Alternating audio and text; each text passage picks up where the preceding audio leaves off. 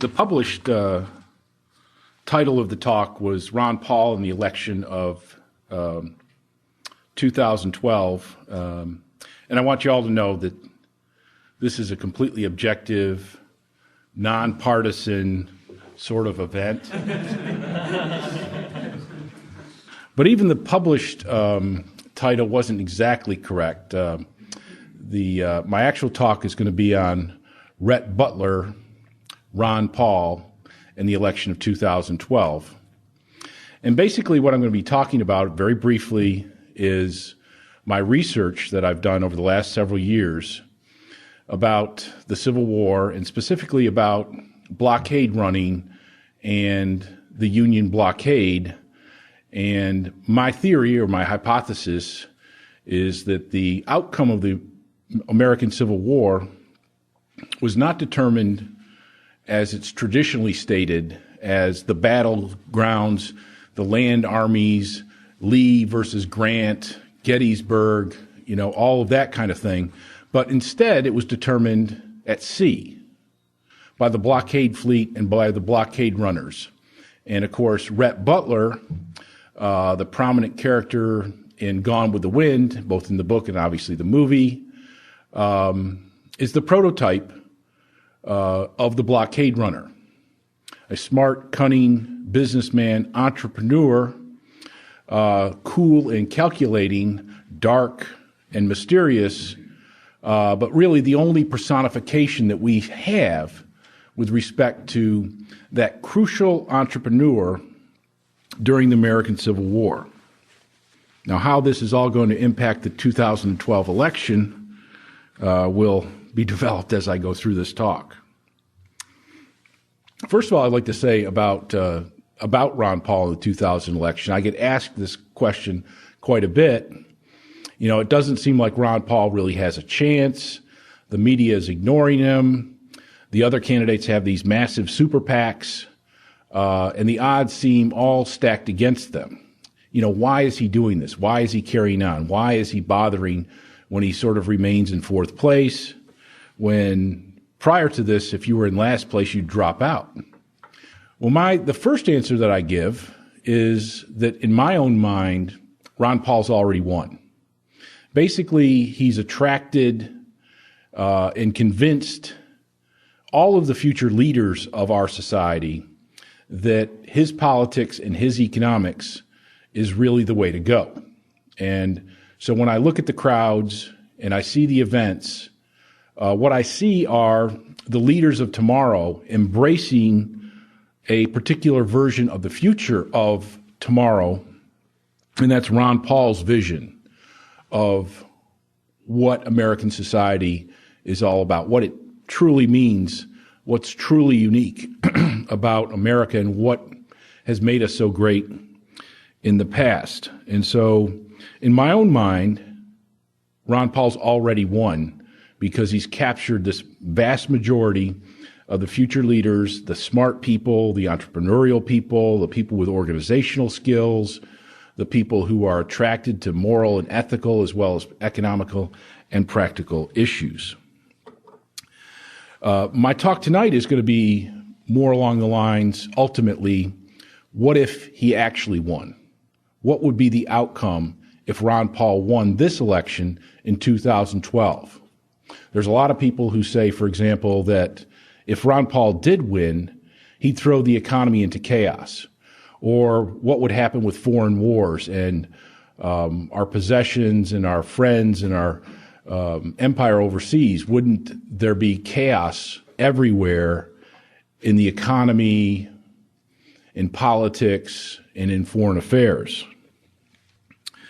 So first I'm going to talk about my research about the Civil War and my theory, which is that the war was won by the Union at sea rather than on land. And basically the idea here is that economics ultimately determines the outcome of wars. The better economy and the better use of military resources always seems to dominate poorer economies, poor functioning economies, and military operations which are inefficient and ineffective, and usually gobble up a lot of resources in the process.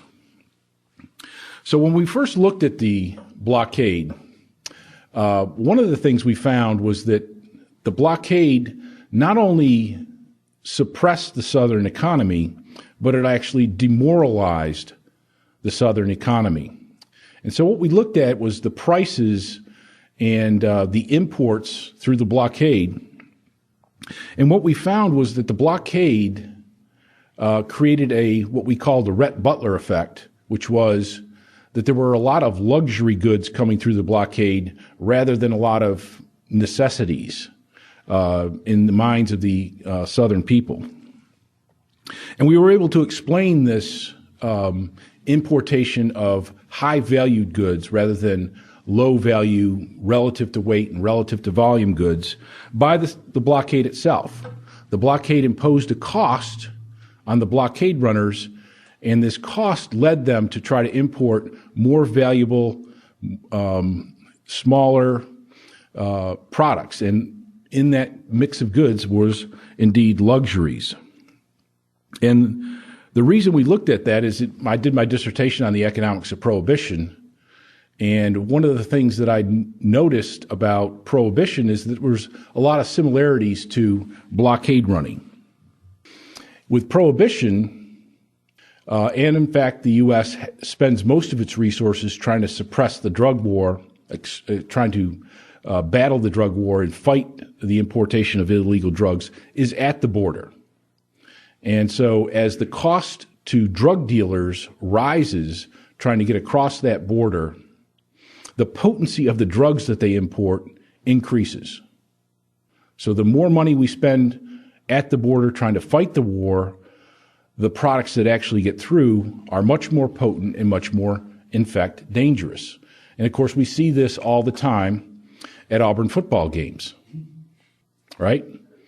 If you go out around the stadium and you look at the tailgaters, almost everybody is drinking beer, right?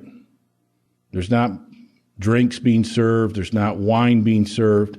It's like 95% of people who are consuming alcoholic beverages are consuming beer. And then once you get into the stadium, there's less alcohol consumption, but 95% of it is whiskey.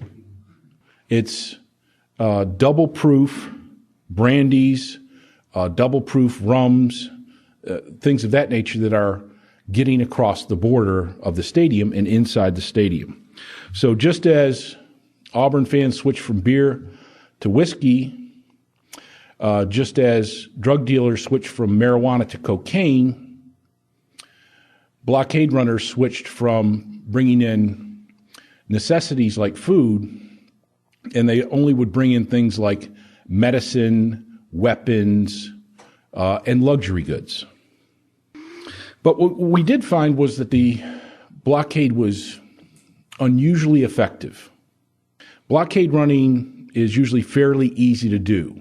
Every blockade that's come about, there's always people successfully running the blockade because it's very profitable to do so. They buy better ships, they buy faster ships, they buy, in modern times, faster airplanes to cross the border.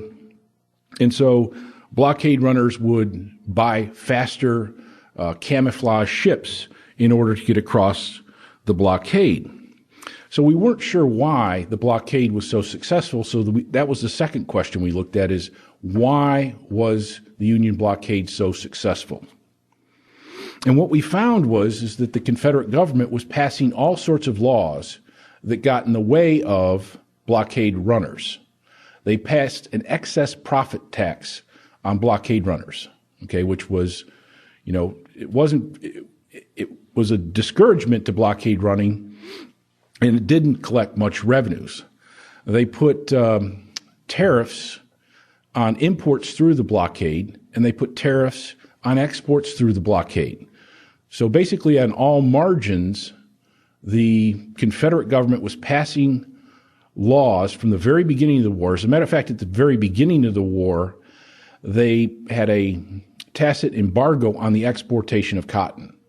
So their number one moneymaker the thing that could have gotten them more income that they could have used to buy food. They could have bought cannons, they could have bought ships, they could have bought weapons and ammunition. Instead, they spent the first year and a half to 2 years of the war preventing the export of cotton. So at the very time there were no blockade ships and the cotton could have basically been exported fairly freely, the Confederate government had an embargo on the export of cotton. All of these policies basically added up to what we called a Confederate blockade of the South. In other words, it wasn't really the Union that was that successful at blockading in the South. It was the Confederate policy which discouraged the export of cotton and the import of goods, and of course, the income in the South fell precipitously.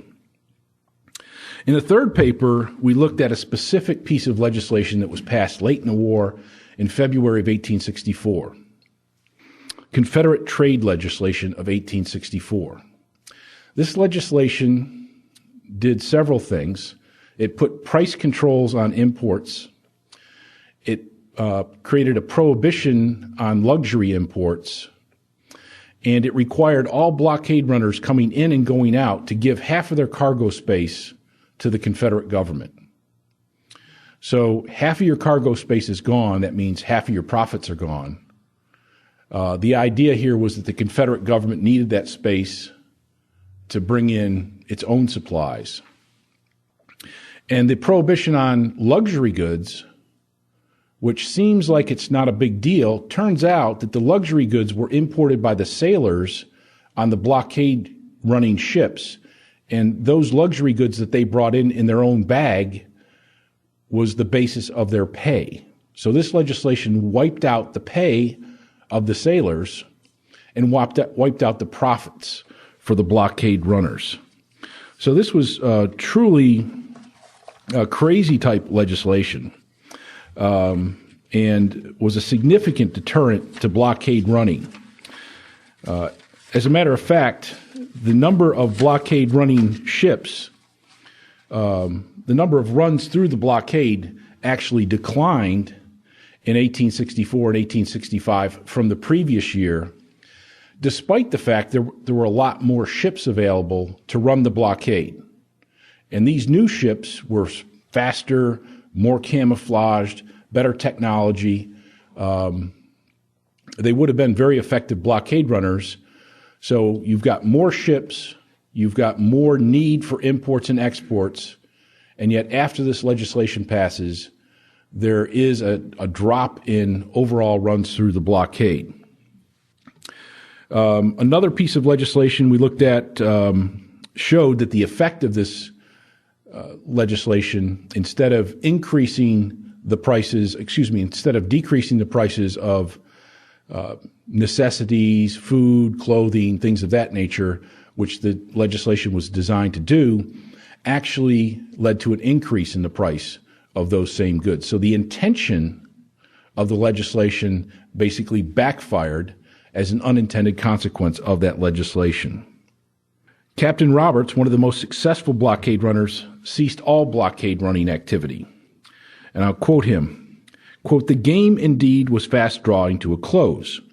Its decline was caused in the first instance by the orders from the Confederate government at Richmond, pressing the blockade runners into their service to carry out cotton on government account in such an arbitrary manner that the profit to their owners, who had been put to an enormous expense and risk in sending vessels in, was so much reduced that the ventures hardly paid at all."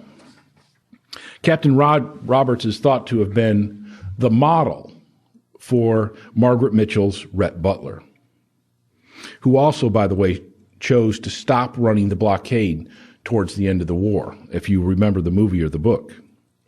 Another famous and successful blockade runner was Thompson Taylor, who made 28 successful trips through the blockade.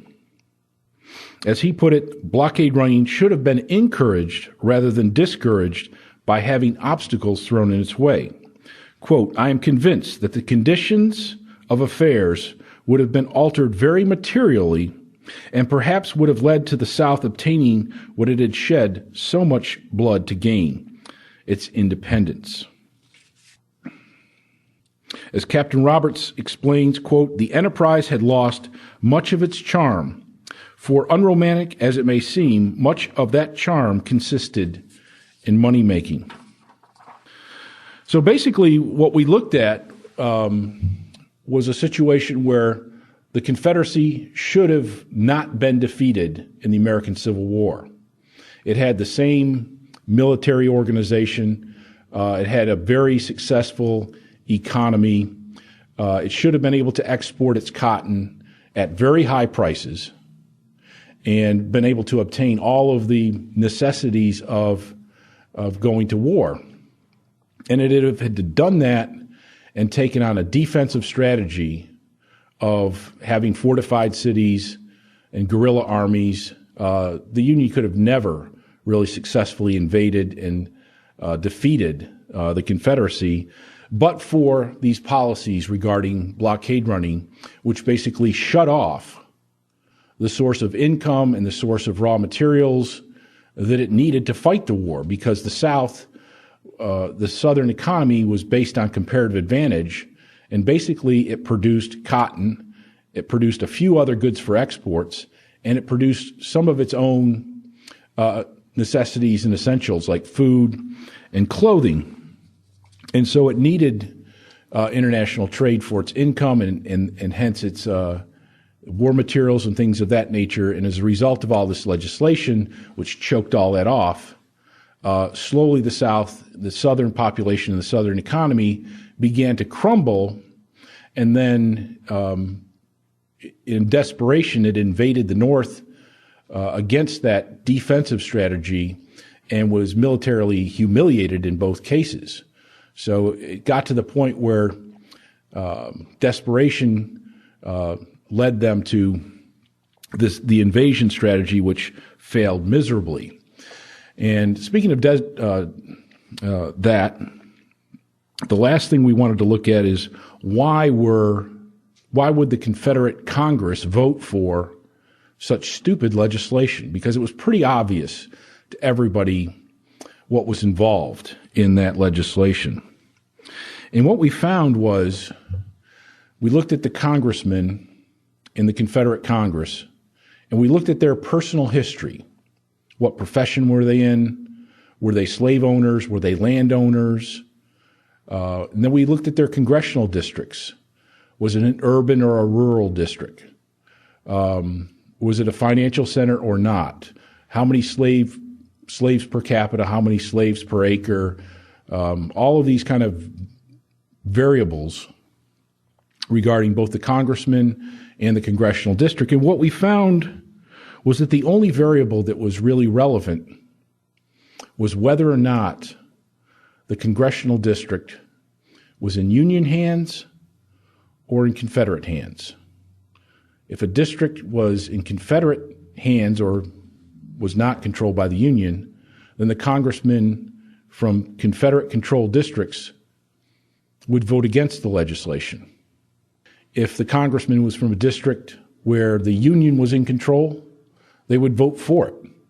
So rather than voting stupidly for stupid legislation, they were basically voting for the private interest of their district. In other words, if you were still in the Confederacy and you would feel the pain of this legislation, they voted against it.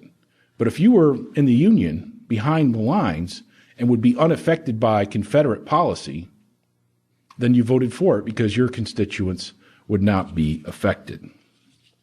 So basically what we have here is a series of policies that basically have an effect on entrepreneurs, a negative effect on entrepreneurs, and that negative effect translates over into the economy. And that's the sort of the core issue that I want to take into the discussion about Ron Paul and the election of 2012 and what would happen if Ron Paul was elected. Well, let's look at this in terms of how would a Ron Paul election affect entrepreneurs, which would in turn affect things like employment in the economy. Well, if you've studied Ron Paul's positions, if you know his past, he's someone who's very consistent. In other words, what he believes and how he votes on a particular issue today is exactly the same as he would have voted in the mid-1970s when he first went to Congress. So there's the ultimate inconsistency in his positions. It's also the case that his particular views on just about any particular issue are extremely well known. And it's also extremely well known that basically no one is going to change his mind on 99.9% of the issues. That's true so much so that lobbyists never bother going to visit him. They never try to go there and bribe him with dinners or campaign donations or to give him reports about, how the FDA is hurting this industry or whatever, because they know how he's going to vote on issues that affect them. He knows that they're going to vote against him, and there's nothing you're going to be able to do to change his mind, to vote yes. And if he supports your private interests as a business, you don't have to spend money buying him out. You don't have to take him out to dinner. You don't have to send a campaign donation to him because that's the way he's going to vote anyways. Okay, so he's rather unique in American politics. Of course, this consistency is going to be true for a lot of politicians with respect to certain issues.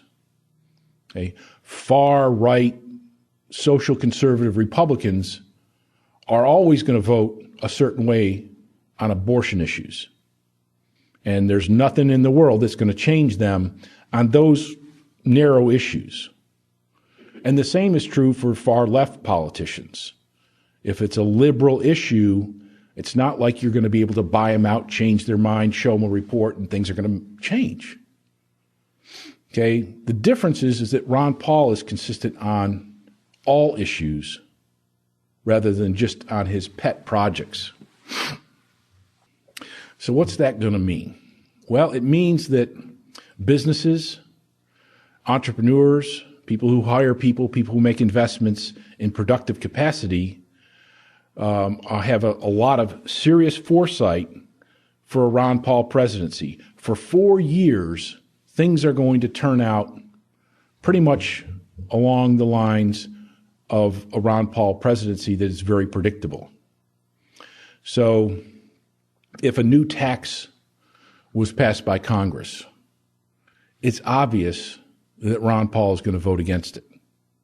If Congress passes a deficit budget, or at least one that's not sufficient in terms of cutting the deficit, Ron Paul's going to vote against it. If a new regulation is proposed, with a few minor exceptions, Ron Paul is going to vote against that.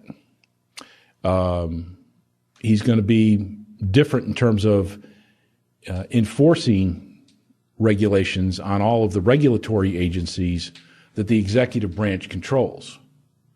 He's going to limit or eliminate all spending that's under his direct control. And most assuredly, he's going to replace Mr. Bernanke. And he's going to set forth a monetary policy that is much more market-driven.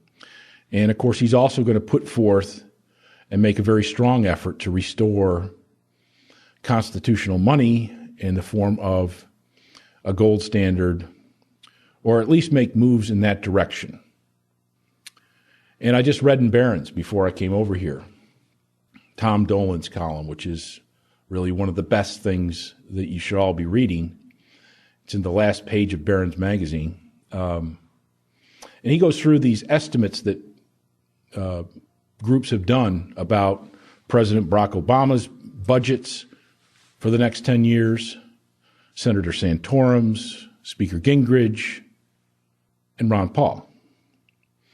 And basically all of those proposed budgets are going to make things worse over the next 10 years. The national deficit relative to GDP is going to get worse under Obama's, Gingrich's, Santorum's, and Romney. I left out Romney. Huh. Can you imagine that? Just forgot him entirely.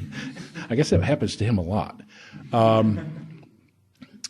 With the exception of Ron Paul. With Ron Paul budget, and of course, these are all subject to reality, but only with a Ron Paul budget does the national debt relative to GDP decline over 10 years.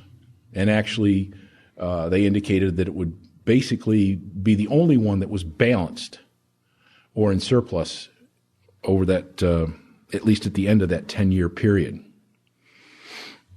So with respect to taxes, with respect to the national debt, with respect to regulations, a Ron Paul presidency would create a large amount of certainty for businesses, and it's all the type of certainty that is positive. Right now, what are businesses and employers worried about?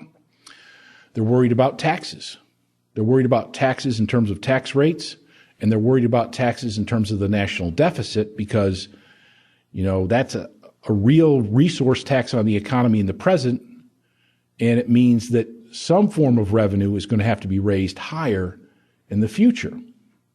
Okay, Ron Paul says no new taxes, and we're going to try to eliminate as many taxes as possible. Regulations are a tremendous burden on the economy, and the Democrats and Republicans have expanded the regulatory state by a significant amount in many, many areas, including financial services, regulations over medical issues, environmental regulations, business practice regulations, accounting regulations, all of which are burdens on the American economy. A recent study done in Birmingham by a former Auburn graduate, I might add, found that eliminating one regulatory job in Washington, D.C. would result in the addition of 100 new private sector jobs and a $6.2 million increase in GDP. A 5% cut in the regulatory budget in Washington, D.C., 5%, would result in 1 million new jobs and an expansion of GDP of over $75 billion. Okay, so that's a real thing. It's not just an annoyance. It's a real job-killing factor. And also, I think there would be a lot of certainty with respect to foreign policy and foreign affairs. Again, Ron Paul's views are widely known. There obviously, with all of these things, there would be a disequilibrium in the short run, but in the long run, I think there would be much more tendency towards equilibrium and harmony, not only in our economy, but in worldwide foreign affairs. So you'd see things like, for example, instead of Bernanke throwing money into the economy like a madman, along with all the other central bankers in the world, causing the price of oil to be up over $100 a barrel, I think with the Ron Paul presidency, you'd very likely see the price of oil come back down into a normal range, $30 or $40 a barrel. The price of gasoline would fall. I know Newt Gingrich makes this claim, and it seems absurd because it is, because he has no idea about anything economics.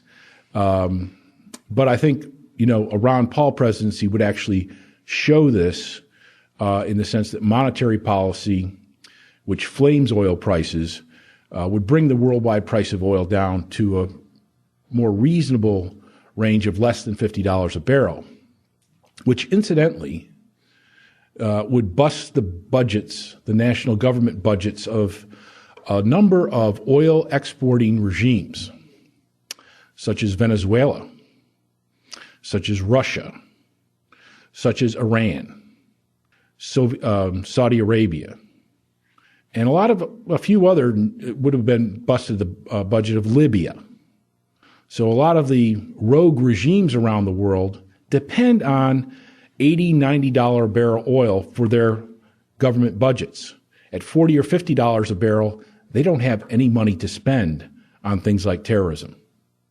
So there's a lot of indirect things like that that would, I think, bring the world into a much cooler, much more comfortable, much more harmonious place to live. And so what my conclusion was that what if Ron Paul really won is not that we would be developing chaos in the economy, chaos in financial markets and in worldwide politics, but quite the opposite.